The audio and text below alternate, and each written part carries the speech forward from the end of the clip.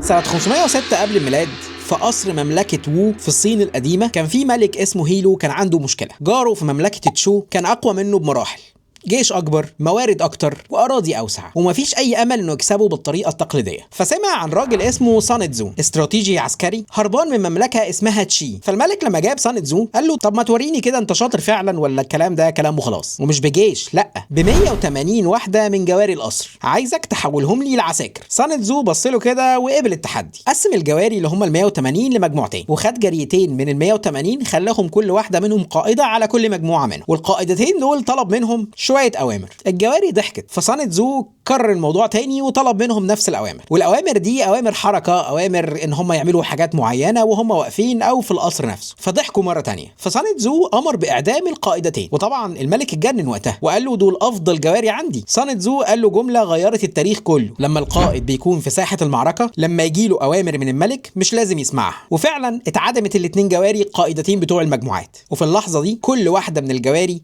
اتحولت لعسكري، أوامر، انضباط، وطاعة كاملة عمياء. الملك هنا فهم ان الراجل ده مش بيتكلم بنظريات، الراجل ده عارف هو بيعمل ايه. راح عينه قائد عام للجيش، وبعدها بكام سنة مملكة وو هزمت مملكة تشو العملاقة في معركة اسمها بوجو. والراجل ده اللي هو سان تزو كتب الكتاب في 13 فصل اللي احنا هنتكلم عنه النهارده، اللي بقى اقدم واهم كتاب عسكري في التاريخ، The Art of War، فن الحرب. الكتاب اللي معانا النهارده عمره تقريبا اكتر من 2500 سنه، ومع ذلك لسه بيدرس في اكاديميات عسكريه عالميه، ومنهم مثلا اكاديميه ويست بوينت العسكريه الامريكيه، وحرفيا لسه بيتقري في مجالس ادارات اكبر الشركات في اليابان، ولسه بيتباع منه ملايين نسخ كل سنه. وماو تسي تونغ قال انه ساعده يكسب الحرب الاهليه الصينيه. ده حتى الجنرال كولين باول رئيس اركان الجيش الامريكي قال انه قرا كتاب فن الحرب، وان سان تزو لسه بيأثر على العسكريين لحد النهارده. وعلى سبيل المثال الجنرال نورمان شوارتسكوف استخدم مبادئه في حرب الخليج سنة 1991. كتاب اتكتب لجنرالات زمان ولسه بيستخدمه رجال أعمال ومدربين ومحامين لحد النهارده. والنهارده هنفهم أهم 3 أفكار هزت العالم من الكتاب ده، وإنه إزاي أعظم انتصار هو اللي ما فيهوش أي قتال، وإيه سر جملة اعرف عدوك واعرف نفسك، وإنه إزاي الخداع هو أساس كل استراتيجية ناجحة. بس قبل ما ندخل في الكتاب لازم نفهم مين سان تزو نفسه ده، والحقيقة مش متأكد 100% إنه كان شخص حقيقي أو لا. بعض المؤرخين بيقولوا إنه عاش في القرن الخامس او السادس قبل الميلاد. اسمه الحقيقي سان وو، وتزو دي معناها المعلم او الاستاذ. هرب من مملكه اسمها تشي واستقر في مملكه وو، وبقى الاستراتيجي العسكري بتاع مملكه هيلو. وبعض الناس او العلماء يعني بيشككوا في وجوده اصلا، وبيقولوا ان الكتاب ده تجميع لحكمه اجيال كامله من القاده العسكريين الصينيين. بس جه في سنه 1972 حصل اكتشاف غير مفهوم الناس دي كلها، وهي انه في مقبره من عصر اسره هان في مدينه اسمها لين بي لقوا شرايح بامبو فيها نصين مختلفين، واحد منسوب لسان تزو نفسه والتاني لحفيده سان بي. والاكتشاف ده بالمناسبه هو اللي اثبت ان الكتاب فعلا قديم، وان فيه تقاليد عسكريه كامله وفكر اتبنى تحت اسم عيله سان، من التخطيط للتكتيك للتجسس للجغرافيا للقياده. وبالمناسبه مع كل اللي انا قلته ده الكتاب قصير جدا، يعني ممكن تقراه في ساعه، بس الحقيقه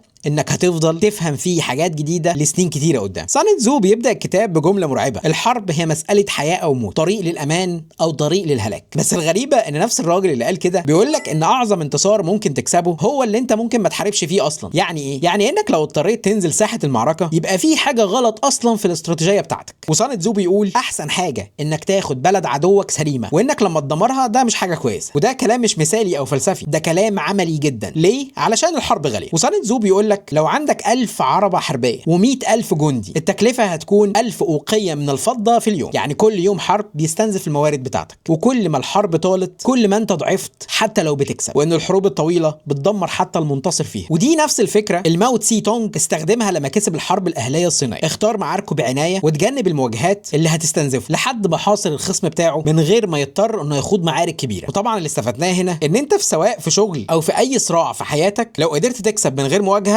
فده مش ضعف، ده اعلى مستوى من الذكاء. المواجهه المباشره هي الخيار الاخير مش الاول. الفكره الثانيه في الكتاب وهي اشهر جمله في تاريخ الاستراتيجيه: لو عرفت عدوك وعرفت نفسك مش هتخاف من نتيجه 100 معركه. بس سان تزو ما وقفش هنا، كمل وقال لو عرفت نفسك بس ومش عارف عدوك كل انتصار هتعمله هيقابله هزيمه، ولو مش عارف نفسك ولا عدوك هتتهزم في كل معركه. وده مش كلام تحفيزي بالمناسبه، دي معادله رياضيه لو خدت بالك. معرفه نفسك، معرفه عدوك، نصر شبه مضمون. معرفه نفسك بس نتيجة متذبذبة. جهل بالاتنين بالسلامة انت. وعشان كده سان تزو في الكتاب خصص فصل كامل في آخر الكتاب بيتكلم عن التجسس. أيوة التجسس. في القرن الخامس قبل الميلاد الراجل ده كان بيقول إن المعلومات هي أقوى سلاح، وزود وقتها وقال إن المعلومات مش بتيجي من أرواح أو آلهة، المعلومات بتيجي من ناس، من جواسيس. وقسم الجواسيس 5 أنواع: المحلي، الداخلي، المزدوج، القابل للتضحية، والناجي. ومعركة بوجو اللي اتكلمنا عليها من شوية اللي فيها مملكة وو كسبت مملكة تشو، القائد فوجاي استخدم جواسيس وعرف ان جنود مملكة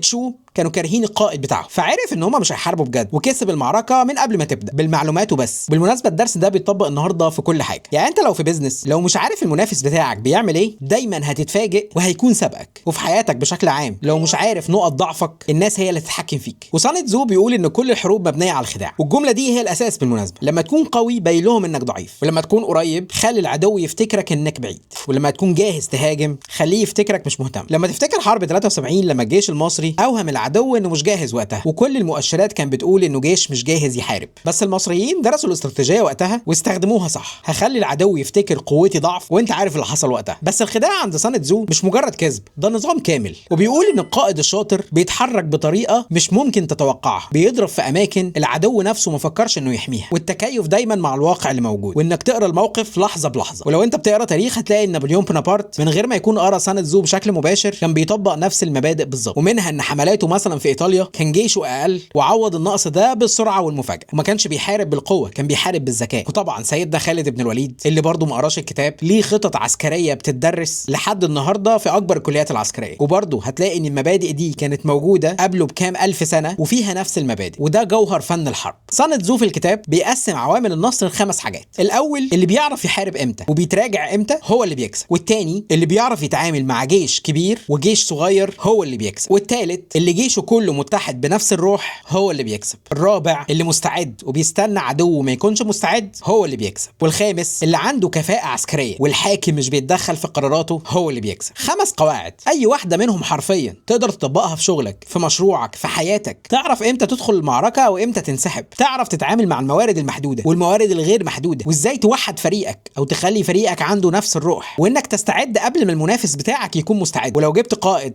سيب القائد من غير اي تدخل. خدت بالك من القواعد؟ سان تزو بيقول حاجه في اخر الكتاب بتوصل رساله مهمه جدا: اللي بيكسب المعركه بيعمل حساباته قبل ما المعركه بتبدا، واللي بيخسر بيحسب بس بعد ما فات الاوان. وهنا هو قصده التخطيط، تحضير، المعرفه. وبالمناسبه دول مش رفاهيه، دول الفرق بين النصر والهزيمه. خليني اكون صريح معاك، الكتاب ده ممكن تقراه في ساعه، بس مش ده المهم. المهم انك تقراه اكتر من مره، كل مره حرفيا هتفهم حاجه جديده. الكتاب ده فعلا عبقري، قصير ومكثف بشكل عجيب، كل جمله فيه هي حكمه ممكن تتطبق لوحدها، وعابر للزمن بطريقه مش طبيعيه. كتاب عمره 2500 سنه ولسه شغال لغايه دلوقتي. مشكله الكتاب ده انه الترجمات بتاعته كتيره جدا ومختلفه جدا عن بعض، فلازم تختار ترجمه كويسه. والكتاب ممكن يبان بسيط قوي بس فعلا كتاب قيم جدا ودسم جدا. الكتاب ده ليك لو انت قائد او مدير او حتى صاحب بيزنس، بس الكتاب ده مش ليك لو بتدور على خطه عمل مفصله، عشان الكتاب ده مبادئ مش تعليمات. لو الكتاب ده عجبك الكتب دي اعتقد كمان هتعجبك. The 48 Laws of Power لروبرت جرين عن قوانين القوة والنفوذ، الكتاب ده هيعجبك. ذا بوك اوف 5 رينجرز لواحد اسمه مياموتو موساشي، وده فن السيف الياباني والاستراتيجية بتاعته. واخيرا ذا برنس لنيكول ميكافيلي اللي بيتكلم عن السلطة والسياسة والقيادة. لو الفيديو ده غير طريقة تفكيرك عن الصراع والاستراتيجية تنساش تعمل لايك وفولو وسبسكرايب وتفعل زر الجرس، واكتب لي في الكومنتات ايه اكتر مبدأ من مبادئ سان تزو حسيت انه ينفع في حياتك النهارده. واشوفك مع فيديو جديد. سلام.